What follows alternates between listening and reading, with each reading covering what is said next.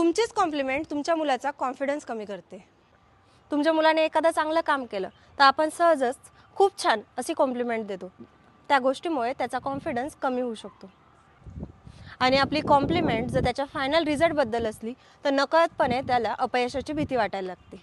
आपण ज्या टायमिंगला त्यांच्या प्रयत्नांचं कौतुक करतो त्या टायमिंगला त्यांना खरा कॉन्फिडन्स मिळतो आणि याच गोष्टीमागे एक सायकोलॉजिकल रिझन आहे आणि सायकोलॉजीमध्येच याला प्रोसेस प्रेज म्हणजेच प्रयत्नांचं कौतुक असं म्हणतात। आपल्या मुलांना फायनल रिझल्टचं टेन्शन देण्यापेक्षा ती प्रोसेस एन्जॉय करायला शिकवा। म्हणजेच त्याने एखादं सुंदर चित्र काढलं तर चित्र खूप सुंदर काढले, परंतु ते कलर किती सुंदर भरले, ही छान आयडिया आली कुठून, असे काहीतरी प्रश्न विचारा। म्हणजेच तुमचा मुलगा ती प्रोसेस एन्जॉय करायला लागेल। म्हणजेच तुमच्या मुलाला कळेल फायनल चित्र नाही तर पूर्ण प्रवासच खूप सुंदर होता। हीच गोष्ट त्यांचा कॉन्फिडन्स बिल्ड करते।